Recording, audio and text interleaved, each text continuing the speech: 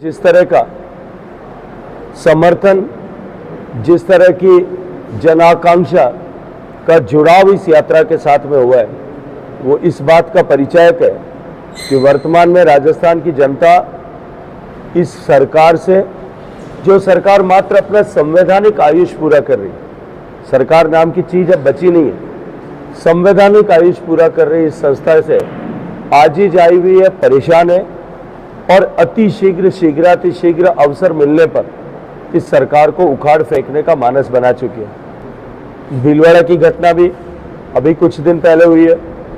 गंगापुर में किस तरह से एक महिला जो भोजन करने के बाद घर से बाहर निकली थी, दरिंदे उसे उठा करके ले गए, उसके साथ में गैंगरेप किया, वैश्याना कृत्य किया और उसके बाद में पूर्ण निर्वस्त्र अवस्था में उसको छोड़ दिया। निश्चित रूप से ये समाज को कलंकित करने वाला हैवानियत भरा कदम था। पुलिस ने उससे भी आगे बढ़ करके उस महिला के जले पर तेजाब छिड़कने का काम किया, क्योंकि कांग्रेस पार्टी की राजकुमारी उस दिन राजस्थान में थी और उन्होंने उत्तर प्रदेश में बड़ा गंभीरता के साथ में एक नारा दिया था कि मैं लड़की हूं और लड़ सकती हूं। और जब लड़की हूं और लड़ सकती हूं के नारे के आधार पर उन्होंने एक थोथी पॉपुलैरिटी गेन करने की कोशिश की थी, हासिल करने की कोशिश की थी। ये उस राजकुमारी के सामने राजस्थान की हकीकत न आ जाए, इस लक्ष्य को लेकर के मुख्यमंत्री के निर्देश पर, मुख्यमंत्री कार्यालय के हस्तक्षेप के बाद, घटना के तुरंत बाद जब हम लोगों ने उसको लेकर के सोशल मीडिया प्लेटफॉर्म्स पर अपनी टिप्पणियां की, मीडिया को वक्तव्य दिए, तब मुख्यमंत्री कार्यालय के हस्तक्षेप पर तुरंत प्रभाव से जयपुर में आला पुलिस अधिकारियों ने कहा कि ये घटना झूठी है। इस तरह का प्रतिक्रिया सरकार को लेकर के करने लगे तो मुझे लगता है कि अब सरकार नहीं, केवल सर्कस बचा है और सर्कस ज्यादा देर तक चलने वाला नहीं है। इस सर्कस का शो जो है अब समाप्त होने वाला है। देखिए, माननीय मुख्यमंत्री जी के पुत्र की हार का ताप और तेज मुझे तो सहना ही था, लेकिन जोधपुर और मारवाड़ की जनता को भी सहन करना पड़ा।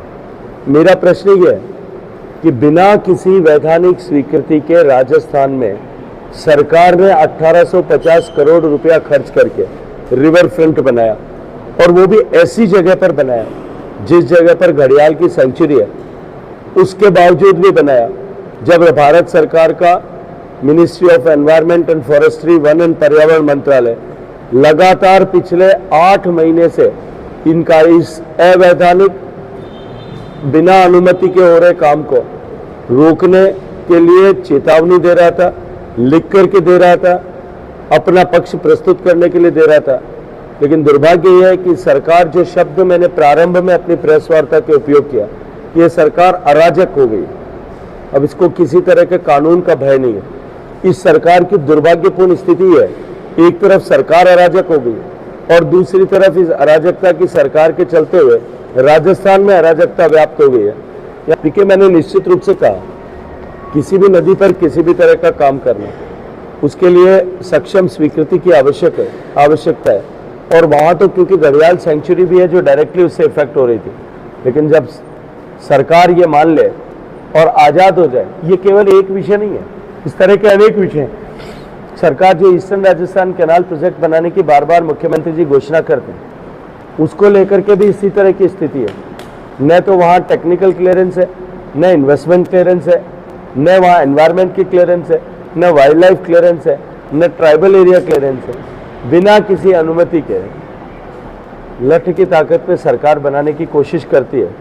मध्य प्रदेश एग्रीड होकर के सुप्रीम कोर्ट में जाता है और राजस्थान के 13 जिलों के 3 करोड़ से ज्यादा लोगों के सूखे हुए कंठों के ऊपर और अधिक ताला लगने का पाप ये अशोक गहलोत सरकार करती है।